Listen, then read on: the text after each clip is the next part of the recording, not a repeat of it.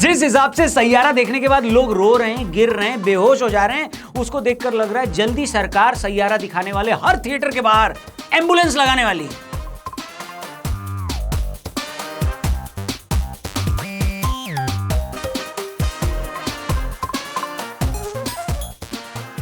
Movie theatre से लेकर social media हर जगह पर अगर कुछ है तो वो है सैयारा। फिल्म ने इतनी कमाई कर ली है कि इस साल की हाईएस्ट ग्रॉसिंग फिल्म बन गई है। छावा के लाइफ टाइम कलेक्शन को इस फिल्म ने पीछे छोड़ दिया है। और बड़ी बात यह है कि अभी इस फिल्म को लगे हुए एक हफ्ता भी नहीं हुआ है। आपको बता दें कि इस साल सितारे जमीन पर, छावा, हाउसफुल 5 और रेड 2 जैसी फिल्में रिलीज हुई हैं, जिनमें से 3 फिल्में तो ऐसी हैं जो फ्रेंचाइजी फिल्म है और इन फिल्मों के पहले पार्ट जो बने हैं वो ब्लॉकबस्टर रह चुके हैं। लेकिन इसके बावजूद एक ऐसी फिल्म ने इतने रिकॉर्ड कैसे बना लिए, ये सवाल बरमूडा ट्रायंगल से भी बड़ा सवाल है। आज हम इसी सवाल का जवाब डिकोड करने की कोशिश करेंगे, इसलिए वीडियो को जरूर देखना और सब्सक्राइब करना हमारे चैनल को। सबसे पहले मैंने सैयारा फिल्म के बारे में कब सुना था? 1 महीने पहले, जब इसका टाइटल ट्रैक रिलीज हुआ था। इस फिल्म का ये पहला प्रोडक्ट था, यानी उसका टाइटल ट्रैक जो दुनिया के सामने आया।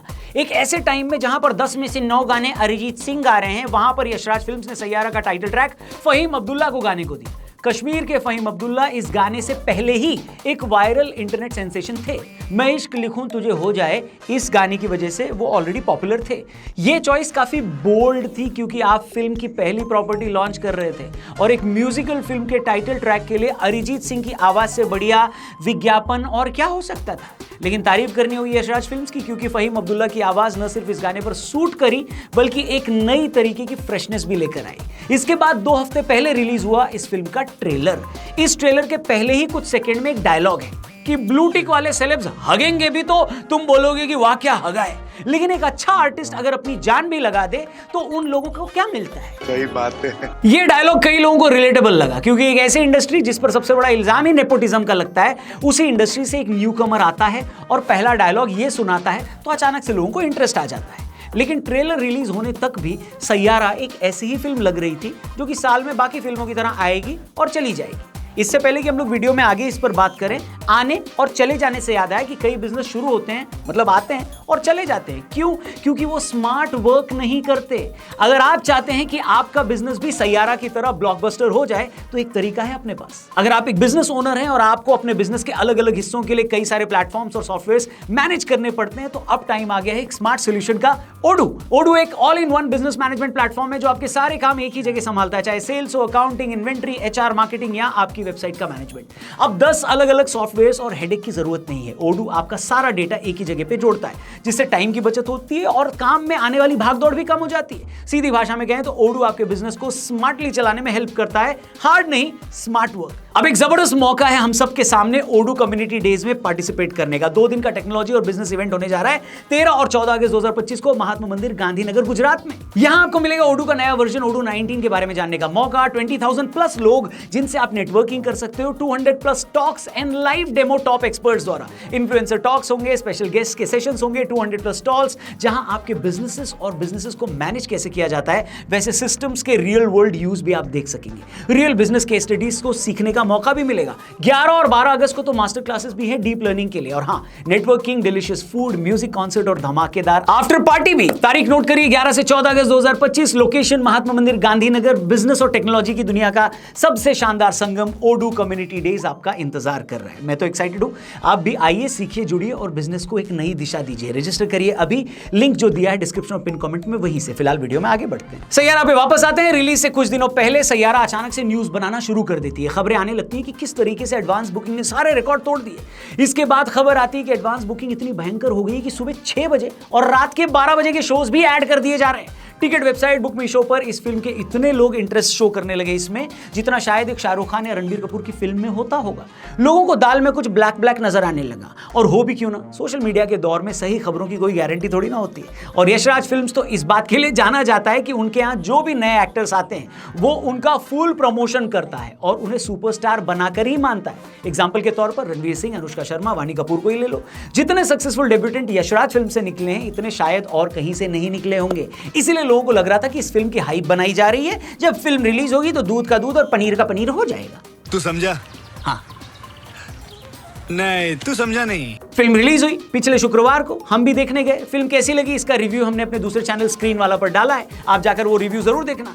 1 मिलियन से भी ज्यादा लोगों ने उसे देखा है। लेकिन एक लाइन में अगर मैं बताऊं तो ये फिल्म मुझे उतनी भी अच्छी नहीं लगी जितनी हाइप बताई जा रही थी, बल्कि मैं कहूंगा कि मोहित सूरी ने इससे बेहतर फिल्में अपने जीवन में बनाई है जो मुझे बहुत पसंद है। लेकिन फिल्म किसी एंगल से खराब भी नहीं है, एक बढ़िया एंटरटेनिंग और इमोशनल फिल्म बनाई गई। लेकिन इस इमोशन के दरिया में ऑडियंस बहती चली गई। रोज के रोज दर्जन भर वीडियोस आने लगे जहां पर आपको चीखते रोते बिलखते लोग दिखाई देंगे। एक भाई साहब तो हॉस्पिटल से सीधा निकलकर हाथ में ड्रिप लिए हुए फिल्म देखने आ गए और आंसू बहाने लगे। मामला हद से इतना ज्यादा आगे बढ़ गया कि सैयारा देखकर रोने को महामारी घोषित कर दिया गया और कहा गया कि यह तो सैयारा वायरस है।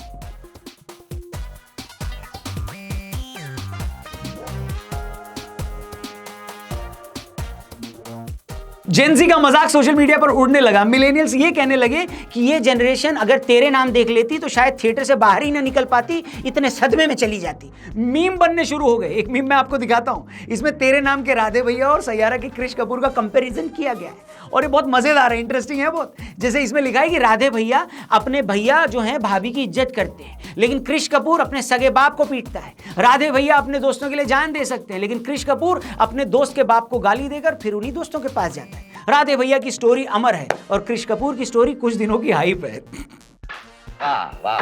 तो देखा आपने किस तरीके से जेनजी का मजाक उड़ाया गया सैयारा में रोने के लिए और कंपेयर किया गया कि ये कोई लव स्टोरी है। लव स्टोरी तो डीडीएलजे में है, ये कोई ट्रेजेडी है। ट्रेजेडी तो तेरे नाम में राधे भैया के साथ हुई थी। और इस ट्रोलिंग के बाद सवाल यही उठता है कि ये लॉजिक कहां से जस्टिफाई होता है, मेरे को बताओ। ऐसा तो है नहीं कि किसी फिल्म को देखकर लोग कभी रोए नहीं है। बहुत सारी फिल्में आई जिसको देखकर लोगों ने आंसुएं बहाए। 90s में, 2000 में मिलेनियल्स देखकर रोते थे तब भी। तो क्या फिल्म देखकर रो देना ट्रोलिंग डिजर्व करता है? क्योंकि अगर ये बात है तो फिर तो तेरे नाम से लेकर सदमा और मदर इंडिया देखकर रोने वालों की भी ट्रोलिंग होनी चाहिए। या फिर इस जनरेशन को सैयारा देखकर रोने के लिए ट्रोल किया जा रहा है क्योंकि मिलेनियल जनरेशन को लगता है कि ये कोई मूवी है रोने के लिए। लेकिन ये लॉजिक भी फेल हो जाता है क्योंकि हर जमाने की अपनी लव स्टोरी होती है। अब जो लड़का लड़की 2008 में पैदा हुए हैं वो अब 17 साल के हुए हैं, उनके पास देखने के लिए तो सैयारा ही है ना लव स्टोरी। डीडीएलजे और तेरे नाम उनके टाइमलाइन की फिल्में थोड़ी ना है। उनके हिस्से में जो लव स्टोरी आई उसे देखकर वो इमोशनल हो गए और किसी के इमोशनल होने पर उनको ट्रोल करना कितना सही है, आप कमेंट करके बताओ। दूसरी तरफ थोड़ी बहुत गलती तो इस जनरेशन की भी है क्योंकि इस जनरेशन के लिए सब कुछ सोशल मीडिया का दिखावा होकर रह गया है। खाना खाने से ज्यादा जरूरी है उसकी फोटो खींचकर स्नैपचैट पे डालना। वेकेशन पर घूमने से ज्यादा जरूरी है वेकेशन की फोटो लेके इंस्टा पे अपलोड करना। सैयारा से आ रहे जो रिएक्शन है ना, इसी तरह के लग रहे हैं जो कहीं ना कहीं इमोशन से ज्यादा सोशल मीडिया पर पब्लिसिटी स्टंट ज्यादा लग रहे हैं। और क्योंकि सैयारा फिल्म 2 जनरेशन के बीच की लड़ाई बन गई है, इसलिए जेनजी भी अपना पक्ष ऊपर रखने के लिए कुछ भी बोल दे रहे हैं। जैसे मैंने सोशल मीडिया पर यह भी पढ़ा, किसी सैयारा फैन गर्ल ने लिखा कि आहान पांडे इतने बड़े सुपरस्टार बनेंगे जितना शाहरुख खान ने भी कभी नहीं देखा होगा। भाई साहब कुछ ज्यादा नहीं हो गया ये? मतलब कुछ भी। एक बेहतरीन डेब्यू को शाहरुख के करियर से कंपेयर करने वाले को मैं बता देना चाहता हूं, आज से 25 साल पहले ऋतिक रोशन का डेब्यू हुआ था। यही बात तब भी बोली गई थी, शाहरुख खान का स्टारडम खत्म और ऋतिक उनसे ऊपर के सुपरस्टार बनेंगे। ऋतिक सुपरस्टार बने लेकिन शाहरुख का कद उनके मुकाबले में बढ़ता गया। 25 साल बाद आप आहान पांडे को एक फिल्म के बेसिस पर शाहरुख से बेहतर बताकर वही गलती दोहरा तो नहीं रहे हो। ये वही बात होगी कि नए कॉलेज में एडमिशन लेकर मिस्टर फ्रेशर बना जो लड़का है उसको कोई ये कह दे कि भाई तूने तो कॉलेज के प्रिंसिपल से भी ज्यादा अचीव कर लिया है। यहाँ तो जेनजी को थोड़ा रिलैक्स होना होगा। आहान पांडे बढ़िया एक्टर है, काम भी बहुत पसंद आया उनका लोगों को, लेकिन अभी ये सिर्फ एक झांकी है, अभी आगे और संघर्ष बाकी है।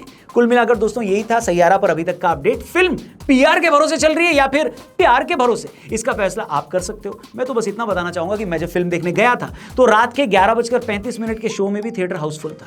लगभग यही हालत पिछले 3-4 दिन से बनी हुई है। फिल्म हाउसफुल चल रही है, लेकिन हाँ, मैंने अपने थिएटर में किसी को बेहोश होते हुए, दहाड़े मारकर रोते हुए नहीं देखा। अगर आपने देखा तो कमेंट करके जरूर बताना कि कहां देखा।